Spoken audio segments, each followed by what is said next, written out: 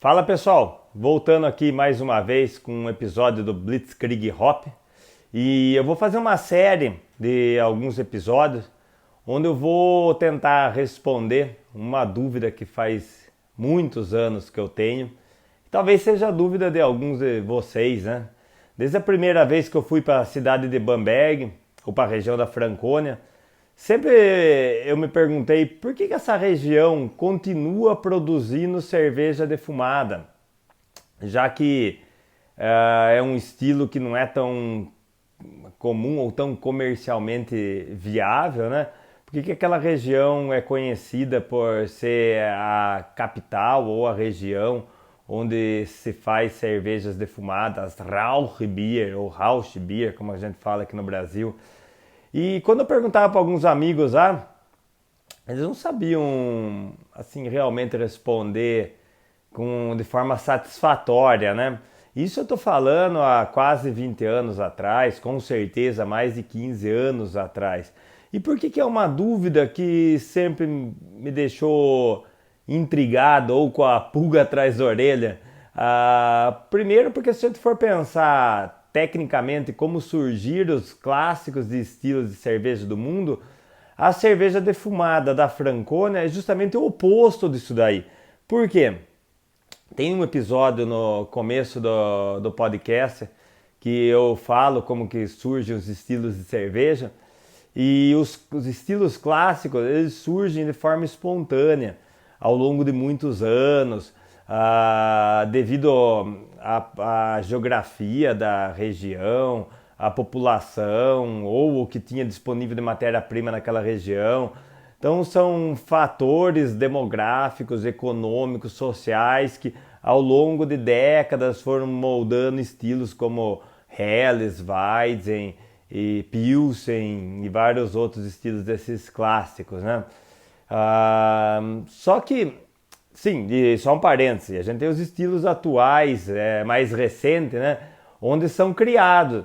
A gente pega num grupo aqui de pessoas, de cervejeiros, fala, pô, vamos fazer uma cerveja muito turva, com um lúpulo super frutado no aroma e no sabor, mas com pouco amargor. E daí a gente pode falar que essa cerveja parece com um suco de frutas tropicais, coisa assim, todo mundo começa a fazer a mesma coisa e cria-se um estilo hoje em dia, não é como aconteceu com os estilos clássicos, né? Mas independente dos clássicos ou desses estilos atuais que a gente tem, o que determina se ele vai continuar sendo feito ou não é a economia, né?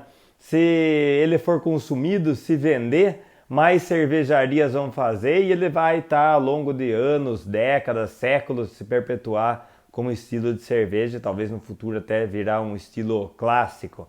Ah, mas voltando às cervejas defumadas da Franconia, se a gente pensar no passado, todas as cervejas eram defumadas, porque a técnica de produzir o malte, de secagem do malte, era com calor direto, com chama direta. Então as cervejas elas recebiam fumaça durante a secagem do malte. Também outro ponto comum das cervejas, todas eram escuras, por causa que o calor também deixava o malte mais escuro. Então a gente tinha cervejas de coloração marrom claro, até marrom escuro, preta. Preta não encaixava nisso que eu estou falando, porque a técnica de tostar o malte é diferente da secagem. Mas cervejas elas iam de marrom claro até marrom muito escuro e tinha um toque defumado nela, por questão que não tinha como tirar esse defumado. Com a evolução da ciência, da tecnologia, e daí os maltes passaram a ser secos à distância, não com calor direto, e com isso as cervejas não precisavam mais ser defumadas e nem ser escura. Foi assim que, por exemplo, o estilo Pilsen existe hoje, malte claro e não defumado, por essa tecnologia. E daí o mundo inteiro parou de fazer cerveja defumada por razões óbvias. A cerveja não defumada e clara vendia mais do que a cerveja defumada escura.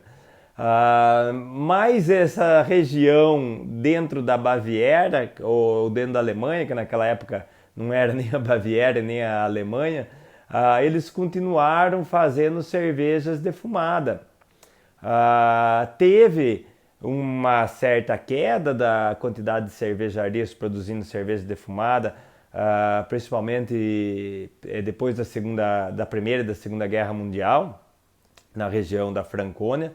Mas mesmo assim, quando eu comecei a ir para essa região, tudo bem, eu achava que das 300 cervejarias, 300 iam fazer cerveja defumada lá na Franconia, e não, vamos falar, tinha umas 100 que faziam. Mas beleza, tinha 100 cervejarias fazendo esse estilo, talvez muito mais do que algum desses estilos modernos que surgiram nos últimos anos. E o que foi legal, ao longo daí da volta da cerveja artesanal na Alemanha, na Baviera, ou a gente poderia chamar com a nova onda da cerveja artesanal na Alemanha e na Baviera, algumas cervejarias da Franconia retomaram fazer o estilo de cerveja defumada. Então hoje você encontra muito mais cerveja defumada na Franconia e acredito que daqui a alguns anos a gente vai ter mais opções, isso é bom, né?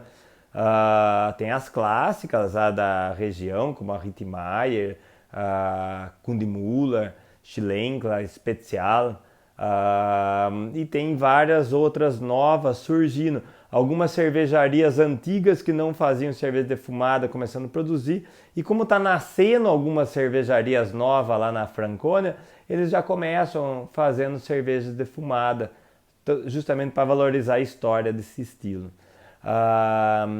E no começo desse ano, na verdade, depois que eu voltei dessa última viagem minha para Franconia, em novembro de 2022, estou gravando esse podcast em 1º de julho de 2023. Me intrigou mais ainda, eu visitei algumas outras cervejarias, passei com um amigo que nunca tinha ido lá, o Edson, que é o vocalista da minha banda. Visitamos outros lugares, e sempre já voltou, né, aquele negócio, questionamento, por que essa região faz até hoje cerveja defumada, né? Eu tinha uma coisa na minha cabeça, eles são tão bairrista, o cara da Franconia tem uma piada que ele não cruza o riacho da vila dele para conhecer a vila vizinha. Pega uma vila como Weiher, por exemplo, que é o lugar que eu sempre fico lá, mal pega 3G. Não tem transporte público que chega, sabe? Estão totalmente isolados lá. E até concordo, né? É um vilarejo desse de 100 habitantes. Tem uma cervejaria excelente, tem vários lugares que faz defumado e queijo excelente. Ué, você vai sair do seu vilarejo por quê, né? Então, isso aí foi bem que na minha cabeça, será que eles são tão caipiras, são tão, entre aspas, bicho do mato, como a gente fala aqui no interior, né?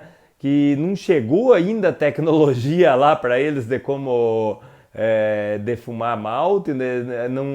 Eles não sabem que acabou a cerveja defumada do mundo, só eles ainda continuam fazendo. Então eu falei, pô, deixa eu ver se é isso mesmo, eu vou tentar fazer um retorno dos começos de pesquisa que eu fiz no passado e não deu em nada. Falei, deixa eu tentar pegar outras pessoas e ver o que vai funcionar. E foi legal que, puta, foi uma surpresa muito grande. Eu falo para vocês que tomara que vocês gostem dessa série que vai vir daqui para frente, porque para mim foi a coisa mais legal que eu já fiz de podcast ou produção de conteúdo. A primeira pessoa que eu escrevi foi o Gerhard, que era dono do Café Absite, um bar sensacional na cidade de Bamberg. Ficava atrás da rodoviária, da estação de trem, fora do centro turístico, na mesma rua da Maltaria Varma, só que pro lado oposto. E eu conheço o Gerhard há muitos anos, com certeza mais de 10 anos, e já tive histórias fantásticas com ele. Ele é um cara que sabe muito de cerveja da Franconia, no Café Abside. Se queria tomar cerveja da Franconia, era só ir lá, tanto em keg quanto em garrafa. Ele tinha alguns exemplares raros. Eu aprendi muito com o Gerhard e eu escrevi para ele ele deu a opinião dele e falou para mim que eu precisava falar com duas pessoas para saber um pouco mais sobre cerveja defumada. Um era o Matias, que é o dono da Schlenkla, cervejaria defumada mais famosa do mundo, com certeza. E o outro era o Marcos, um jornalista da cidade de Bamberg, que eu conheço ele, também tenho amizade com ele. Infelizmente o Marcos não respondeu minha mensagem.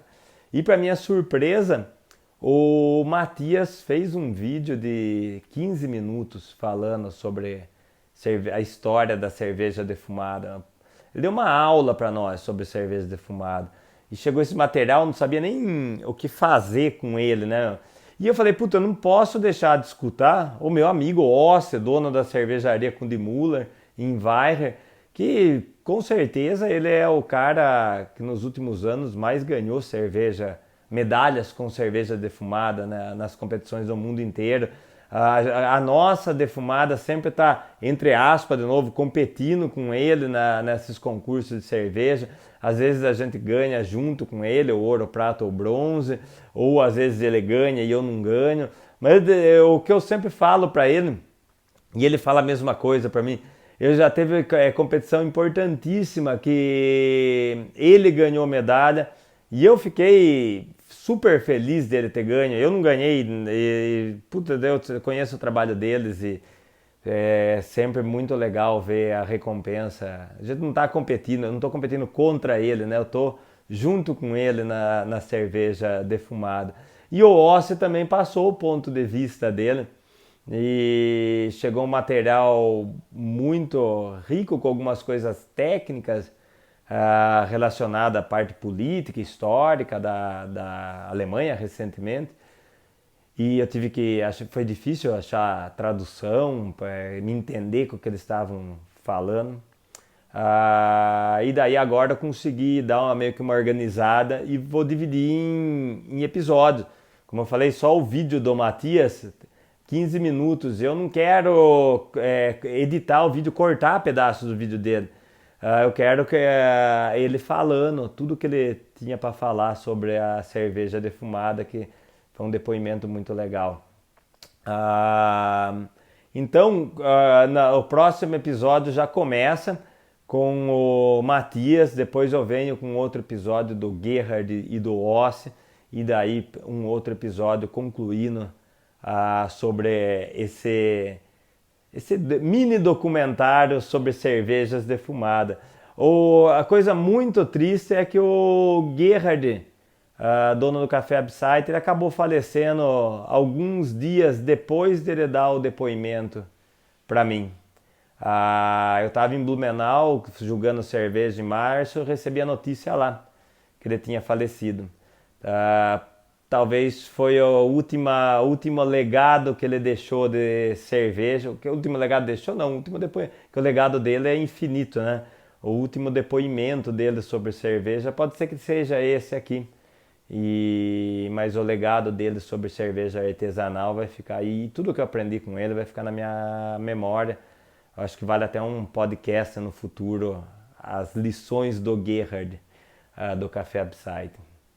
Então é isso, pessoal. Esse primeiro vídeo é só para dar um resumo do que vai vir daqui pela frente. E espero que vocês achem útil todas essas informações que está vindo de gente muito importante do meio cervejeiro da Franconia, do meio cervejeiro mundial, já que a Franconia representa muito bem a cerveja no mundo. Então eu volto em breve continuando para a gente desvendar esse mistério, o grande mistério.